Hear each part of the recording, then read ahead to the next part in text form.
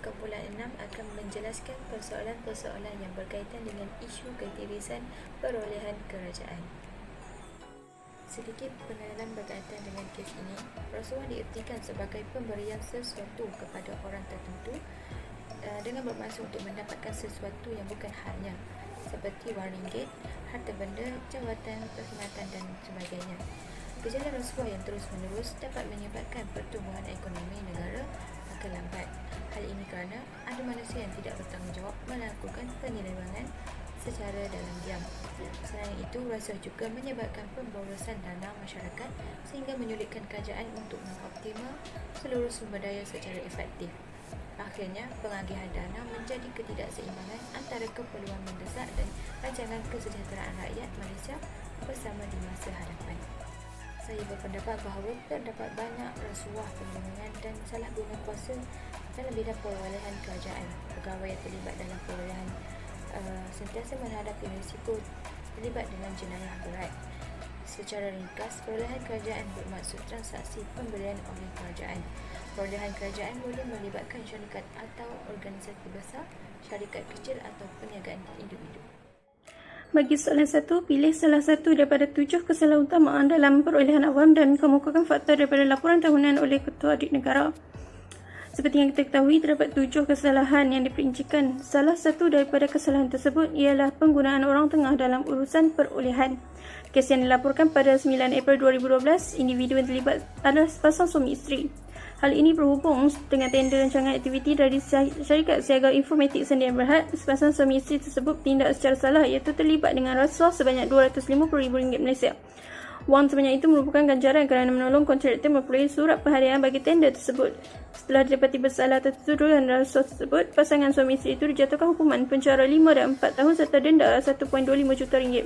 Kes kedua yang dilakukan iaitu pada 10 Februari 2011, bekas Setiausaha Sulit Seorang Menteri dipintakan ke Mahkamah Seksyen Butterworth atas tuduhan minta rasuah daripada kontraktor yang melakukan permohonan projek di bawah MOF dalam bentuk komisen. Hasil daripada pemeriksaan itu, sebuah rumah banglo dan sebuah kedai telah disita oleh pihak SPRM yang bernilai RM4.6 juta iaitu hak milik syarikatnya akibat kesalahan rasuah.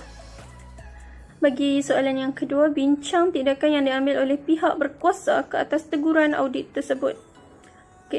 Jenis tindakan yang diambil oleh Kementerian Kewangan Malaysia ke atas teguran tersebut ialah surat amaran akan dikeluarkan oleh Kementerian Kewangan kepada syarikat atau firma perunding yang melakukan kesalahan. Selain itu, pembatalan kod bidang juga merupakan tindakan yang diambil oleh pihak berkuasa. Sekiranya kod bidang syarikat atau firma perunding dibatalkan, syarikat atau firma perunding tidak boleh menyertai atau menerima sebarang offer dari mana-mana pihak kerajaan. Pihak berkuasa boleh menggantung pendaftaran sebuah syarikat atau firma perunding atas kesalahan yang dilakukan. Penggantungan pendaftaran boleh dikenakan maksimum tempoh sehingga 5 tahun. Pihak berkuasa juga boleh menyenarai hitamkan pemilik modal atau ahli lembaga pengarah yang melakukan kesalahan bagi sebuah syarikat. Pemilik modal atau ahli lembaga pengarah bagi syarikat atau firma perunding yang telah disenarai hitamkan oleh pihak berkuasa tidak akan boleh didaftarkan sebagai syarikat atau firma perunding. Manakala bagi SPRM pula, tindakan yang diambil bergantung kepada kesalahan yang dilakukan oleh individu tersebut, iaitu penjara tidak lebih 3 tahun atau denda atau kedua-duanya sekali. Selain itu, penjara 2 tahun atau denda atau kedua-duanya sekali. Saya akan menjelaskan tentang soalan 3, iaitu apakah peranan Pesuruhjaya Suruhanjaya Pencegahan Rasuah Malaysia SPRM dan Ketua Audit Negara mencukupi dalam mengenai isu ketirisan dalam perolehan negara. SPRM merupakan sebuah agensi yang bertanggungjawab membantas dan mencegah rasuah. Ia berfungsi menerima aduan, menyiasat dan menambah baik sistem yang terdedah dengan rasuah. Ketua negara pula berperanan dalam mengaudit laporan kewangan yang dilaksanakan oleh Kementerian dan Jabatan Kerajaan Malaysia. Peranan mereka sangat mencukupi dalam menangani isu ketirisan perolehan negara kerana pelbagai langkah yang diambil oleh mereka. Antaranya, SPRM mewujudkan kerjasama dengan Suruhanjaya Persaingan Malaysia. Bagi melancarkan kerjasama yang diwujudkan, kedua-dua agensi bersetuju untuk mengadakan memorandum persefahaman. Ia bertujuan untuk mewujudkan suasana ekonomi berdaya saing yang bebas dari rasuah dalam kalangan ahli perniagaan, syarikat atau firma perunding ketika menyertai projek perolehan kerajaan. Jadi, persepakatan sangat penting dalam menyelesaikan isu ini kerana kerjasama antara dua pihak dapat menghasilkan idea yang mampan dan tindakan SPRM yang cekap menunjukkan SPRM sangat komited dalam menangani isu ini. Kerana SPRM juga turut mencegah rasuah melalui pendidikan di mana sebuah buku yang bertajuk Menangani Rasuah dalam Perolehan Kerajaan telah diterbitkan.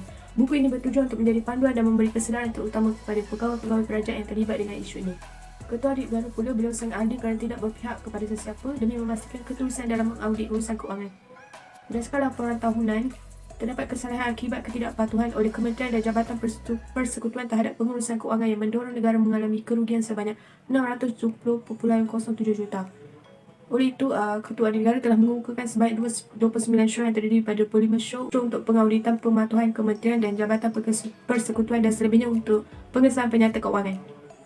Selain itu, didapati bayaran tuntutan kos penyelenggaraan projek rangkaian tren radio bersepadu kerajaan berjumlah 499.18 juta telah dibayar tanpa pengesahan laporan petunjuk prestasi utama.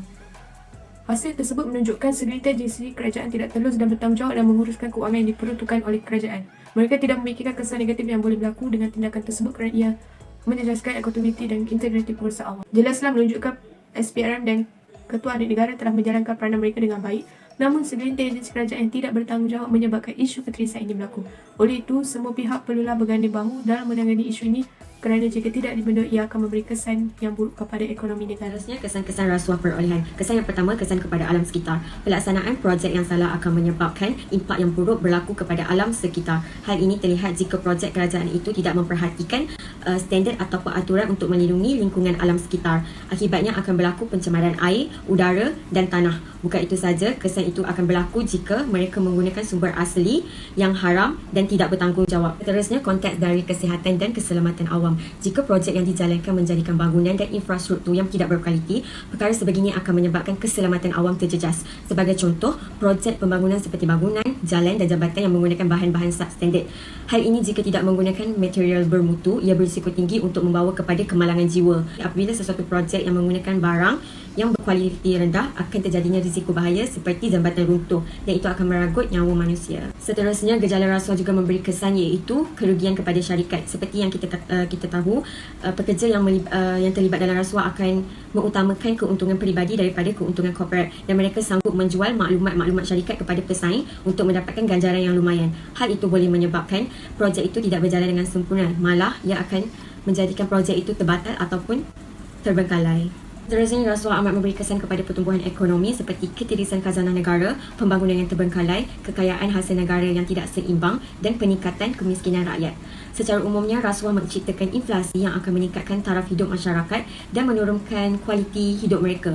Jika tidak ditangani dengan baik, akan menimbulkan gejolak dan ketidakstabilan dalam politik. Akhir sekali akan menghakis kepercayaan rakyat kepada kerajaan, malah akan berlakunya pergaduhan sosial dan rusuhan kerana rakyat yang tidak berpuas hati kepada kerajaan. Integriti yang lemah dalam proses perolehan mengurangkan penerimaan dan kredibiliti keputusan kerajaan. Oleh itu, masyarakat sentiasa skeptikal dan tidak mahu mempercayai kerajaan. Seterusnya, saya akan menceritakan tentang berkaitan dengan rasuah perolehan. Rasuah yang berkaitan perolehan ini adalah memasuk urus niaga yang berlaku antara satu pihak itu sendiri dengan pihak yang lain. Rasuah perolehan kerajaan secara amnya akan melibatkan organisasi yang besar, tetapi turut melibatkan organisasi yang kecil, terutamanya perniagaan yang bersifat tunggal. Jadi, antara teori rasuah perolehan adalah kurangnya sifat integriti. Integriti adalah nadi utama yang membawa kepada pencapaian kerja yang berkualiti dalam sesebuah organisasi. Integriti juga sangat penting, terutamanya dalam kalangan pejabat awam itu sendiri untuk mengelakkan berlakunya penyelewengan, penyalahgunaan kuasa dan tidak melanggar undang-undang negara. Integriti dalam rasuah perolehan adalah merangkumi kerahsiaan maklumat. Kerahsiaan maklumat merangkumi dokumen yang telah diberikan oleh tender dan ianya bersifat sulit. Jadi, semua maklumat yang telah diberikan oleh tender, sama ada dari segi tawaran tender tersebut ataupun kedudukan tender tersebut, haruslah dirahsiakan. Oleh itu, sikap penjawat awam haruslah amanah dan bertanggungjawab untuk merahsiakan maklumat tersebut. Jika penjawat awam tersebut kurangnya integriti dalam kalangan diri mereka, maka mereka akan membocorkan maklumat tersebut kepada orang lain, dan ini menyebabkan mereka terlibat dalam salah laku rasuah secara perolehan. Di samping itu, antara inisiatif untuk mengelakkan rasuah secara perolehan ini adalah melalui pelaksanaan Integrity Pact. Integrity Pact merupakan satu pengisytiharan kepada orang awam supaya tidak meminta ganjaran untuk mendapatkan sesuatu tender atau untuk mempercepatkan sesuatu urusan kerajaan. Secara kesimpulannya, penjawat awam yang menguruskan perolehan haruslah bersikap hati-hati dalam menjalankan tugas mereka. Hal ini bagi mengelakkan berlakunya kes rasuah yang boleh memberi impak yang negatif kepada rakyat dan juga negara kita itu sendiri. Selain itu, jika ia memberi impak yang negatif kepada negara kita, pelapor-pelapor asing akan tidak melapor di negara kita kerana mereka mengatakan bahawa negara kita mempunyai pentadbiran yang merosot. Sekian saja daripada kumpulan kami. Terima kasih.